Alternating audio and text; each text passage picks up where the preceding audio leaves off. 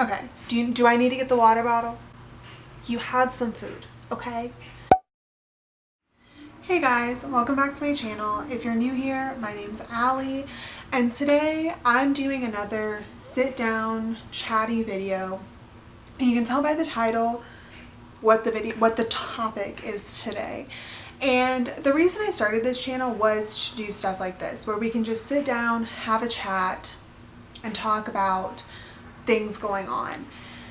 You know what? While we're here, I need something to drink because I think this is going to get long. You know what? I've had a sparkling wine I've wanted to pull out for about 2 weeks now. So what better day than now to pull that out? So let me get a little sippy sip. Make sure I'm in focus. So yeah, the reason I'm making this video, I'm going to give kind of a preface. I'm not a drama channel. I'm not trying to start drama. I don't know shit about what's going on in like the makeup world right now. I initially decided to make this video because of what happened with Wet n Wild. But then I decided some other things happened, and so it was the perfect time to make this video. And so what I want to talk about is ethics in makeup and ethics in beauty, because I feel like we have a lot of people that have decided they have certain hills that they would like to die on. We have certain people that have hills that they would, like to die on. And for me, I consider myself someone that tries to be as cruelty-free as possible, but I'm going to get into the hypocrisy of cruelty-free beauty and cruelty-free living in a minute, because actually I'm going to dive into it right now. So that's what I'm going to start with. I want to start with talking about these cruelty-free beauty bloggers, these cruelty-free people, because to me, I actually initially for a while wasn't going to be cruelty-free. I didn't want to designate myself as someone that's cruelty-free, and I still don't use that as my platform. I'm just someone that's really against animal testing and really against animal cruelty, because there are other avenues to test your makeup. You don't have to test on animals. I think the idea that we have to is like kind of barbaric, and the whole idea that you have to sell in China in order to make money, I also think is kind of barbaric. Anyway, I don't think it's the end-all be-all of ethics. There's a lot of people that are cruelty-free in terms of beauty, but aren't cruelty-free in terms of life, and I'm one of those people. I'm not a vegan. I'm not a vegetarian. I eat meat. I try to definitely lower my meat consumption, but I eat meat. I also don't contribute to the dairy industry. I do not drink milk. I'm not ethical. I'm not an ethical person. So for me to like get on my YouTube page or my Instagram and tout being this like, completely cruelty-free, agenda doesn't make any sense, because I would be such a hypocrite if I told you that it's wrong of you to buy Maybelline because they test on animals in China, and yet here I am contributing to the murder of an animal when I go and eat a steak. So to me, it's like, ethics in beauty,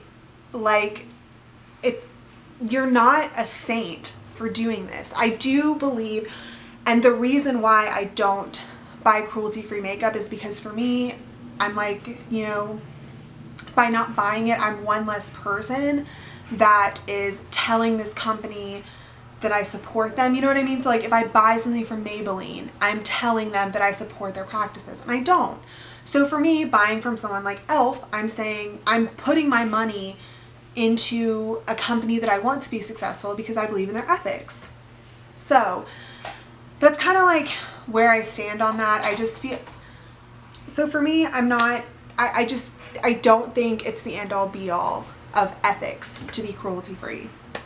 And furthermore, I think there's a lot of companies that are cruelty free that have really bad ethical practices. So one of the first companies that always comes to mind when I think of ethical beauty that they don't test on animals is Kylie Cosmetics. I think their ethics in terms of like their production of makeup is like really, really shitty. I truly wholeheartedly believe that their formulas are the exact same as ColourPop, and they're just repackaging it and putting Kylie on it.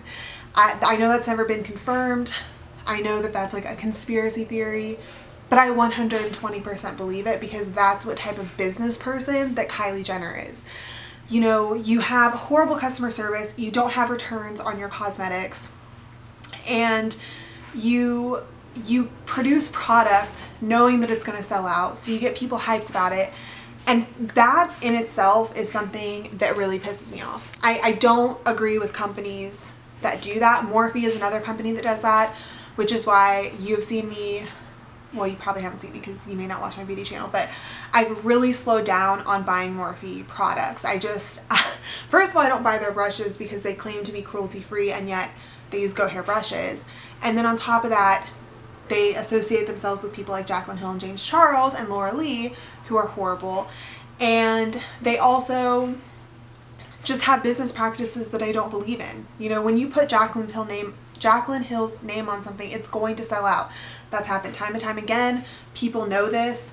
And I can't remember the marketing term for it, but there is a term for that. When you know that something's going to sell out and you don't buy enough product, or there's even theories that they do have enough stock, it's just that they don't put it out in time, you know, making your website crash, all these different things.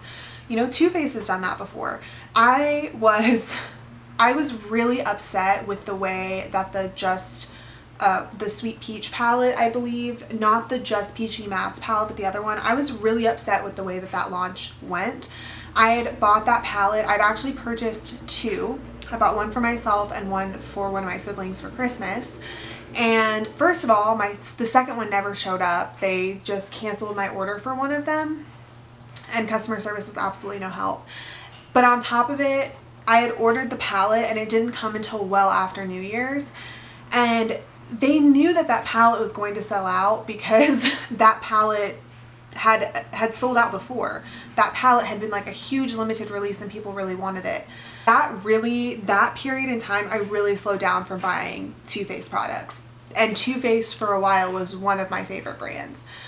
So ethics in makeup goes well beyond being cruelty free, and that's the main point that I wanted to make with this video. And I don't want to sit here and shame someone that still decides to buy from Wet n Wild or any non-cruelty free brand for that matter. It's not my place to say that you shouldn't buy that. It's your decision. You're not a bad person if you buy products from brands that are non-cruelty free. I think it's just important to like be mindful of your purchases and remember that your vote is your dollar is your vote. And if you know, be mindful of that. But also, if you're the type of person that just stays out of it and just, you know, wants to buy the makeup, then just buy the freaking makeup. It doesn't matter. Like, you are not a bad person for that. And a lot of people will shame you and say that you are, but you know, you're not. Like, it's just, it's so silly. Okay, hold on. Now, I will say I've watched a lot of videos about the Wet n Wild drama, and I've actually watched a few compelling ones that have made me believe that Wet n Wild is still truly cruelty free, and potentially a lot of brands that are in China or sold in China could potentially be cruelty free. I can't remember the video I watched. I'll try to find it and I'll link it below, but I guess post-market testing in China is the issue. They don't test products beforehand, but there's post-market, and that's a lot of the issue. But anyway, I guess post-market testing is like really rare. So I can't even remember what it was. Like, it's really rare and it's really expensive. And so I guess one of the reasons people still choose to buy brands that are in China is because of that. Like, oh my God, I can't form words. Like, I don't ever drink alcohol, and I've had 2 sips and I'm like, whoa, like I can't even fucking talk. Okay. But I guess a lot of people's argument is that Wet n Wild is still cruelty free because post-market testing is really rare. Here's my thing. The reason I'm not buying from Wet n Wild isn't because of their cruelty free status. I know that's kind of like a shocking statement because I just said I prefer to buy cruelty free makeup. But I've just seen a lot of compelling evidence to suggest that Wet n Wild is still a cruelty free brand. I do try to go by Logical Harmony. I don't always. I'll admit it. I use Revolution Beauty, which isn't Logical Harmony approved. I use Essence, which isn't Logical Harmony approved. But here's my thing, and this is the reason why I'm not buying from them. And that is because they lied. Plain and simple, they lied. They tried to hide it. They were deceitful. And to me, I lost all respect for a brand that I loved. Wet n Wild was a brand that I've always loved. Ever since I was a kid, ever since I first started using makeup, Wet n Wild was a brand that I went to because they were affordable and they had good quality products. And I really love this whole idea of having a brand that has such affordable products, but such amazing products at an affordable price. And they were one of the first to do it. They were one of the first brands, I feel like, where across the board their products were just really, really good. And I'm not just saying that, like, I truly believe that. I've tried very few Wet n Wild products that I haven't been impressed with. And in fact, a lot of the things that I haven't liked from Wet n Wild have been reformulated products. So it was really disappointing to me because Wet n Wild was a brand I looked forward to their launches more than anyone else. Or not more than anyone else in the world, like more than any other brand. And I would go and purchase a full line of products to do reviews. The Hummingbird collection that they had last year, I was so excited for it. That Crystal collection, I was so excited for it. Like, I go and buy every single item from a line, first of all because I can afford to, and second of all because I just think that their lines are so cohesive and so nice. But I feel like they are deceitful and they're liars, and they knew exactly what they were doing when all this stuff went on, and I don't support brands like that. I just talked about how, you know, I take ethics in brands seriously. I boycotted Too Faced for almost a year. I boycotted Tarte for almost a year because I actually, in fact, I'm not buying from Tarte, but I'm just now using them again. Like, I didn't even want to use my Tarte products. I bought the James Charles Morphe palette days before the James Charles drama dropped. I couldn't return it because I'd taken all the packaging off, and I had, like, I didn't have the receipt anymore. And like, I don't use it. I've used it one time because I can't stand using it. Like, it just makes me feel icky. Like, I take that stuff seriously because to me, like, I am a wholehearted believer in like whatever you put in the universe, you're gonna get back. And like, when things like this have like these bad juju vibes, like, I'm not into it. Like, I don't want to use it. So that's why I stopped or made the decision to not buy from Wet n Wild anymore, and to now try to pan a lot of the products I have from them, because, you know, as much as being cruelty free matters to me, what matters more is supporting brands that aren't shitty and aren't deceitful and liars, and brands that are honest and brands that I can trust. And that's why I did that video on my other channel, the brands I can trust video, because like, it matters to me. It's just something that matters to me. So yeah, that's my kind of hot take on Wet n Wild. Now I want to talk about something else, and another thing that used to kind of piss me off about these cruelty-free peeps is shade ranges. I think for a while, I think it's gotten a lot better, but for a while, one of the main reasons that I didn't decide to go cruelty-free was because I refuse to support brands that don't cater to skin tones, to different skin tones other than mine. I don't like supporting that. And even now, like, one of my favorite foundations I don't like to talk about, like, and I do promote it if you look like me, but I don't like promoting it because it doesn't have a cohesive shade range. And I think it goes beyond foundation too. Like, a lot of people after the Tarte drama put a lot of emphasis on shade ranges in foundation. And I'm white. I'm so privileged in the sense that I can go into any drugstore, any store in America or across the world, and find a shade match for everything. For bronzer, for blush, for concealer, for foundation. It doesn't matter. And I know a lot of people, they always come back and they're like, well, there's a lot of things that aren't pale girl friendly. Yeah, I know, but you can still find something. For a while, if you walked into the drugstore, and if you were a person of color, I don't know where you bought your foundation, because I know that I have looked in the drugstore and been like, there's no shades other than a very dark tan beige. So for me, one of the reasons that I was very hesitant to promote a cruelty-free beauty lifestyle was because a lot of the brands did not cater to different skin tones. And to me, that was worse. I shouldn't say it's worse than testing on animals, but like, ethically, You know, like that's not good. When you're a company, you need to cater to your customers. You need to cut, you know, brands need to do better across the board. I feel like I'm not expressing myself very well on this topic because I don't want to like diminish the voices of people that actually like struggle with this. Because again, I think privilege, you know, you shouldn't use your privilege to put your voice over top of the people that are being oppressed by a certain issue. But I know that this whole shade range thing that was such an issue a year or two ago, a big emphasis was put on foundation. And so a lot of these brands were then coming out with 50 shades of foundation. I think Pure just came out with one that was 100 shades of foundation, which is fine, but it goes so beyond foundation, man. Like, shade ranges in general, like catering to people that aren't my skin tone, goes so far beyond foundation.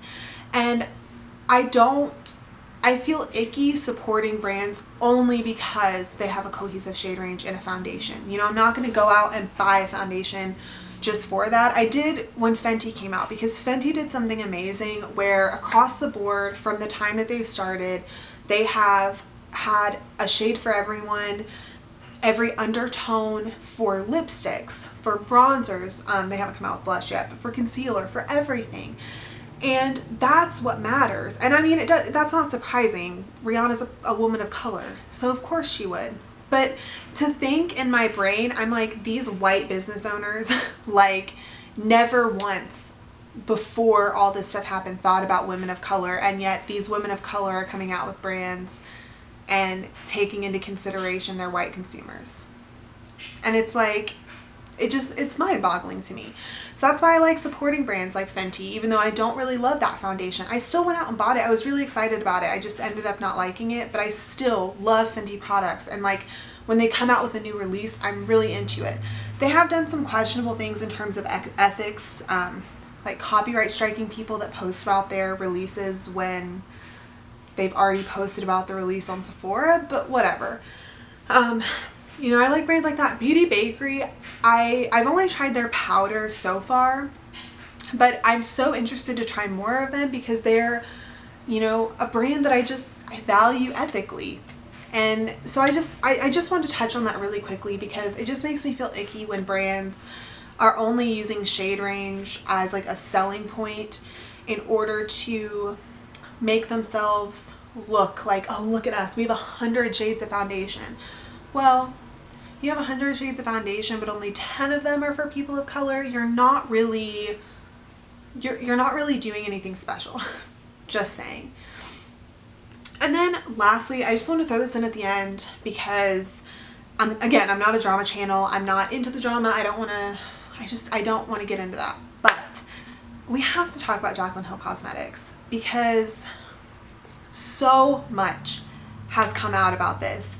And I have to say that a few years ago, when I wanted to start a YouTube channel, when I was just getting into makeup, Jaclyn Hill was someone that I so wholeheartedly looked up to. I wanted to be just like her. I wanted to start a YouTube channel. I wanted to make a difference. I wanted to make videos the way she made videos. I learned how to blend eyeshadow because of her. I learned how to apply blush because of her. Like, everything I learned from Jaclyn Hill. And she paved the way for so many people. But she's done a lot of bad stuff, guys. Like, it's not even funny anymore how many botched releases this woman has had. And when she came out with her lipsticks, every time she comes out with anything, I get excited initially. I'm like, oh, I want to try that so bad.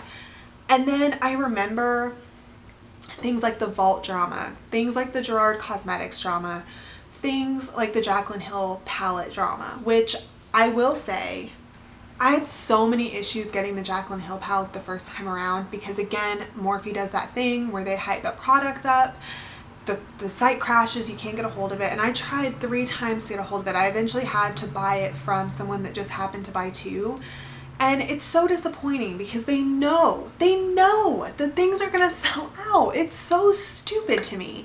And I just think it's bad business. Like, I don't like that. I don't like brands that do that. I'm not trying to get like overly heated about this, but it just really pisses me off. And I'm not someone that is going to sit at my computer at 9 a.m. waiting for something to drop. Like, I think that's just so weird. Like, I just think it's weird.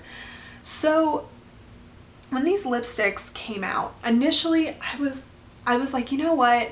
I would really like to support this. I would really like to give this a chance. So I went online.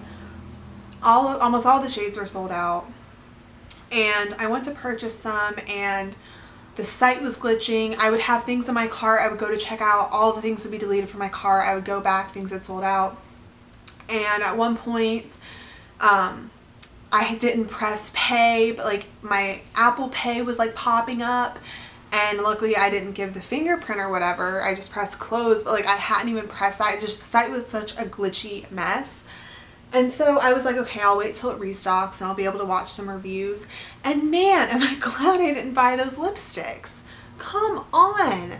This has not happened to any brand. Like, I have never seen a release like this. And I'm not just saying that. Go back, look at different releases of things. When was the last time you saw something like moldy looking lipsticks? Come on. We haven't.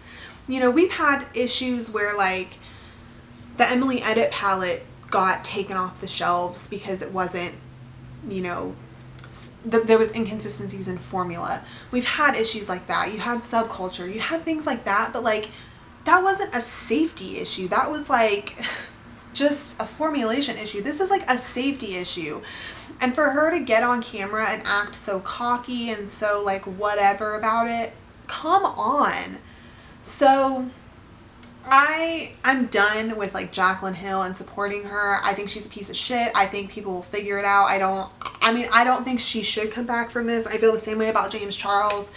I don't agree with either of them. I think the things that they have done are unforgivable, and I don't support them anymore. I won't support their releases.